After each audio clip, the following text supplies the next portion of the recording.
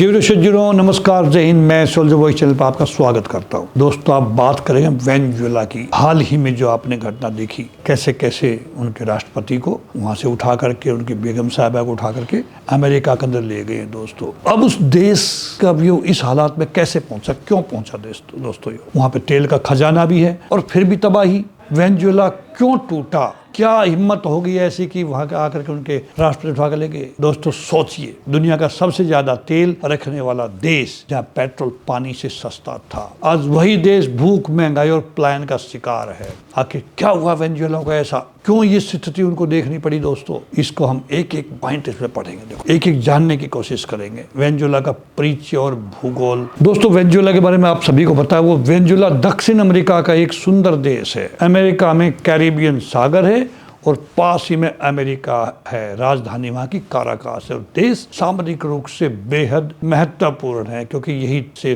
तेल दुनिया भर में जाता है। दोस्तों, समृद्धि से समाजवाद तक का हम इस पे एक एक पॉइंट पे चलेंगे। अभी 20वीं सदी में वेनेजुएला लैटिन अमेरिका का सबसे अमीर देश था, साउथ अमेरिकन कंपनीज के अंदर। लेकिन 1999 में सत्ता में आए हुगो चावेज, उन्होंने कहा तेल जनता का है। शुरू हुई सोशलिस्ट क्रांति। वहां पे आप देखना एक एक पॉइंट कैसे कैसे वो बर्बाद हुआ है देश। उद्योगों का राष्ट्रीयकरण किया गया, भारी सब्सिडी दी गई, लोगों को मुफ्त सुविधाएं दी गई। शुरुआत में जनता खुश थी, पर नींव कमजोर होती जा रही थी, महसूस कर रही थी वहां की जनता। तेल और खनिज संपदा वरदान था या अभिशाप? आप खुद सोच रहे हैं, खुद आप जज करना है इसके ऊपर। वेनेजुएला के पास दुनिया का सबसे बड़ा तेल भंडार था और आज है भी। ओरिनोको ऑयल बेल्ट जिसे हम बोलते हैं, गैस, सोना, लो आवश्यक, फिर भी मिनरल्स की वहां पे बहुत भरमार है। वहां का उत्पादन गिरता गया क्योंकि सरकारी तेल कंपनी PDVSA में राजनीति शुरू हो गई, नेताओं की एंट्री हो गई। वहां अनुभवी इंजीनियर्स हटाए गए, निवेश और तकनीक खत्म कर दी गई। तेल था लेकिन निकालने वाला तंत्र टूट चुका था। कैसे उसको एक्सप्लोर करते, कैसे निकालते उसको?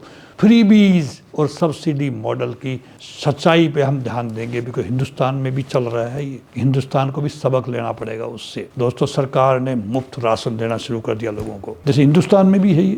लगभग मुफ्त पेट्रोल देना शुरू कर दिया, मुफ्त बिजली, नगद सहायता। लेकिन सवाल ये था, कमाई कहाँ से आएगी? उन्होंने ये नहीं सोचा हमारे पास सोर्स ऑफ इनकम क्या है। जब तेल की कीमत गिरी तो सरकार ने नोट छाप दिए। नतीजा, महंगाई, मुद्रा बेकार, जनता की बचत जीरो हो गई। वहां पे वर्तमान आर्थिक संकट के बारे में बात करेंगे। वहां पे आज हालात क्या हैं? वहां के आज के हालात दोस्तों, करोड़ों % महंगाई हो चुकी है। वहां पे दवाई और भोजन की कमी है बहुत ज्यादा। वहां पे अभी आज के दिन 70 लाख से ज्यादा लोग देश छोड़ चुके हैं। स्कूल, अस्पताल, बिजली, सबकी व्यवस्था चरमरा चुकी है वहां पे।